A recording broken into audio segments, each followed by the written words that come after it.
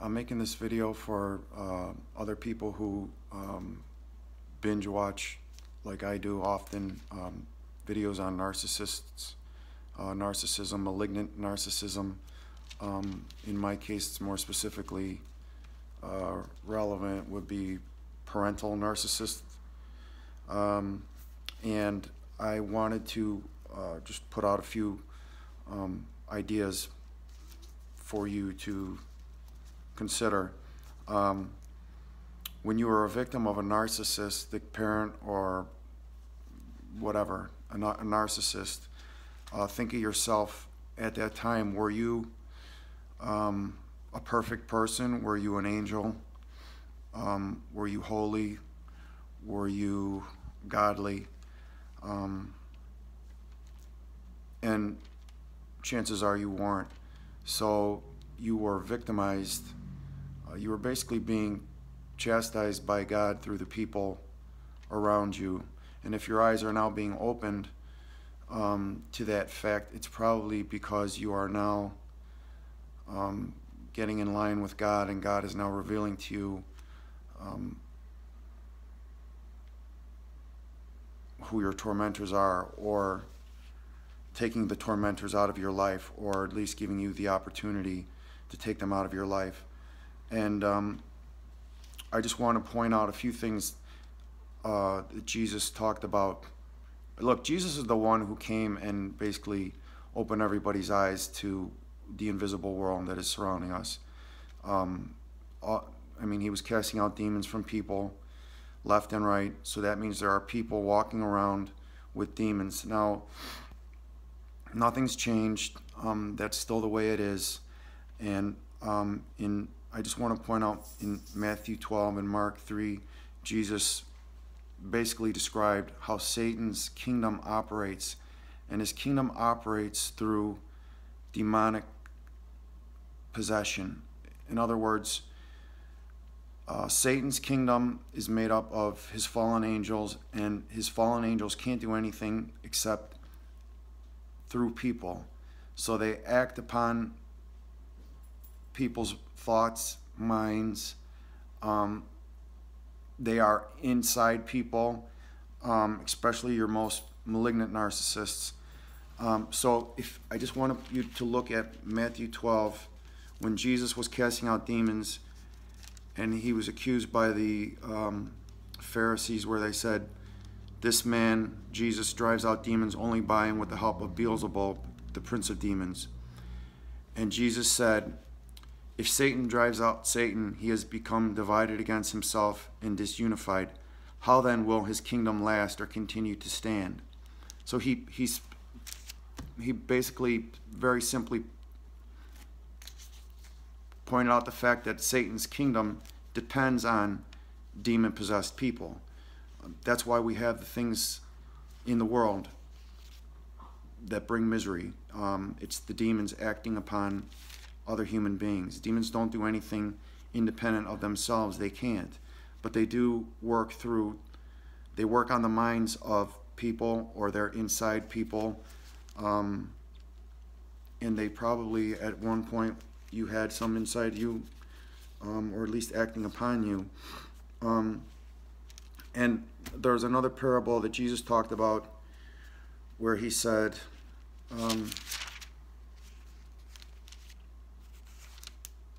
about the kingdom of heaven. He said, the kingdom of heaven is like a man who sowed good seed in his field, but while he was sleeping, his enemy came and sowed also darnel, or weeds resembling wheat, among the wheat, and went on his way.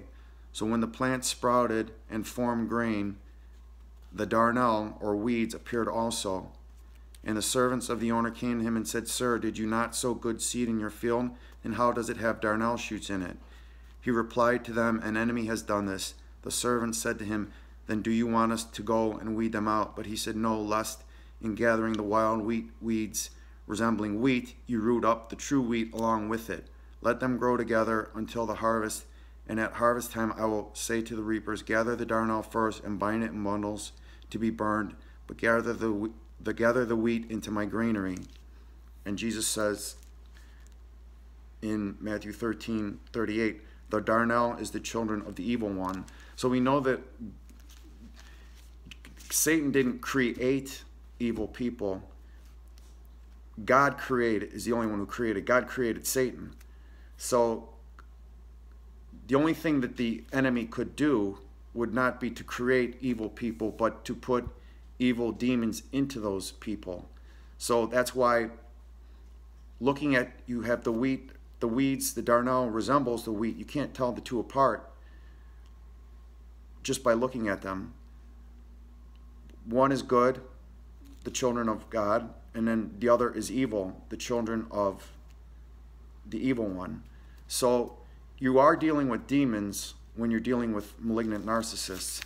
And Jesus said, I believe at Matthew 10, he said, a man's foes will be they of his own household. So when you become a child of God, the people in your family are your foes. They might have always been your foes, but you were acting in conformity with them. So you weren't their enemies at that time. But when you come to Christ, or you begin to obey Christ, they now are your enemies, and the demons are manifesting even more so. So you have to realize that, yes, you were victimized by the narcissists, but you were also victimized because you were a sinner at that time also. So they had free reign to bring curses upon your life. And if you are now beginning to see the truth of these people who still have these demons in them, it's only because you are now starting to, God's opening your eyes to this for a reason. It's probably because you are now getting closer to God. And you should keep getting closer to God, because if you don't, he will make you dependent on those narcissists once again, so that you have to bring them back into your life, or go back and move in with them, or whatever. So those are the only points I wanted to make, because you know, I could sit there and blame my parents for everything, and yes, they cause a lot of misery. It's sort of like they're like a tag team.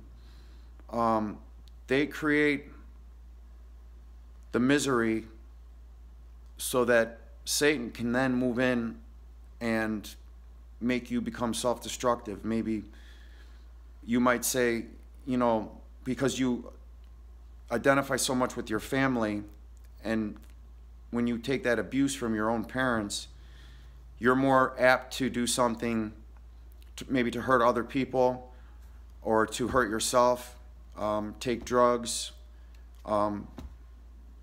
including alcohol. Basically, you become self-destructive. So that's like the way Satan can introduce those other things into your life, like drugs, alcohol, whatever,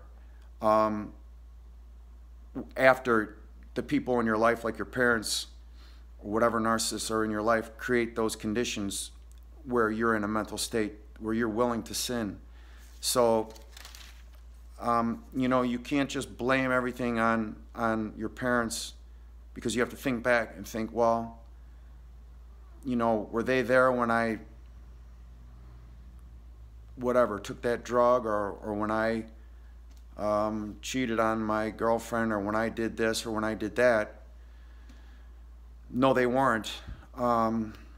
So you can't blame them for everything. You just have to realize that they are demon-possessed. They are demons acting through them. And that, in and of itself, should be enough for you to say, I should have nothing to do with them.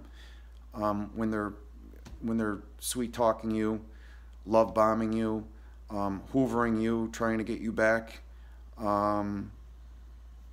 You know, Be Good 4000 is one of the better channels on YouTube.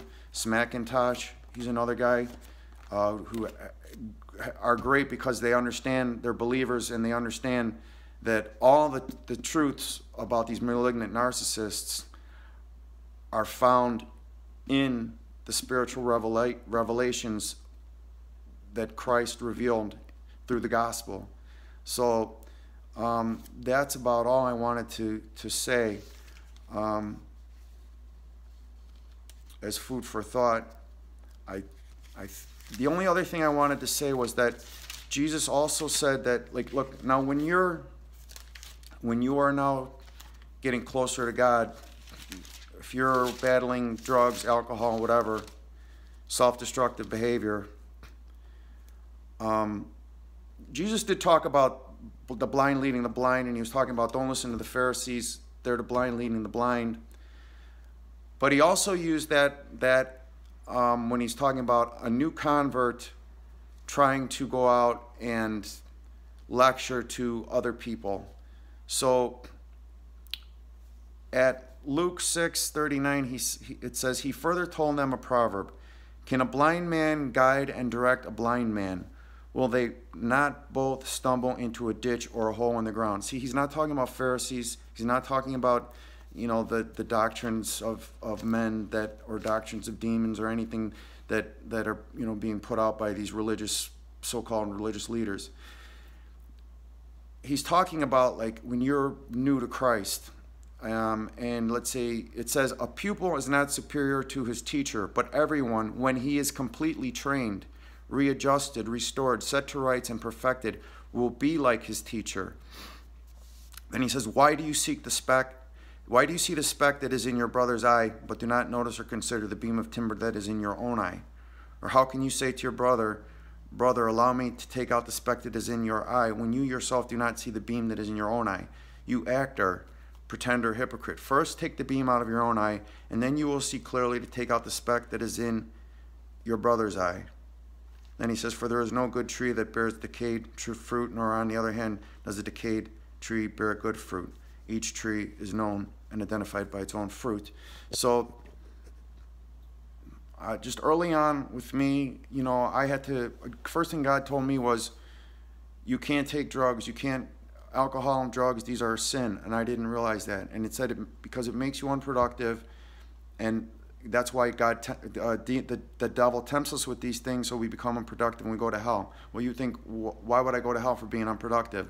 And you can go to Jesus' parable about the talents, where one guy had 10 talents, one guy had 5, one guy had 1. The guy with 10 doubled it, the guy with 5 doubled it, and both of them were given more. The guy with 1 buried it in the ground and had nothing to show for the talent he was given, and Jesus basically sent him to hell, assigned him his lot with the unbelievers. So a lot of times you're gonna be making an effort at first to stop drinking or stop carousing, stop doing whatever, and then you're going to try to start lecturing everyone else because you think now you're perfect because you've got a week or 2 of sobriety or whatever under your belt. And Jesus is basically saying, when you are completely trained and restored, not when you just start undergoing training. So that's Luke 6:39 to 43, and I'm reading from the Amplified Bible because the Amplified Bible spells it out so that you understand it. And it's the Amplified Classic, and I would emphasize that to you, to get the Amplified Classic, because they've already corrupted the Amplified by creating a new Amplified. So you got to go back to the old Amplified. But keep in mind that these malignant narcissists they have demons inside of them. The demons are acting on you through them, okay? And if they're being effective, it's because God's allowing it, okay? And if they're not, if you're being warned, it's because God is opening your eyes to it. So again, Jesus said, your enemies will be they of your own household. He also said, when the man said, let me go, you know, before I follow you, let me go home and care for and bury my father. And he said, let the spiritually dead care for and bury the spiritually dead. You come follow me. In other words, like, let your brothers and sisters worry about your narcissistic parents, or let hospice worry about your narcissistic parents. Let somebody else worry about your narcissistic parents, because you don't belong to them, and they'll never belong to God. Not everybody is a child of God, and the Bible makes that clear. everybody's created by God, but in order to become a child of God, you have to believe on, obey Christ. To first accept him, get baptized, and then obey him. I'm going to end this video now because people don't like to watch long videos, and I don't blame them. But just take that and consider it.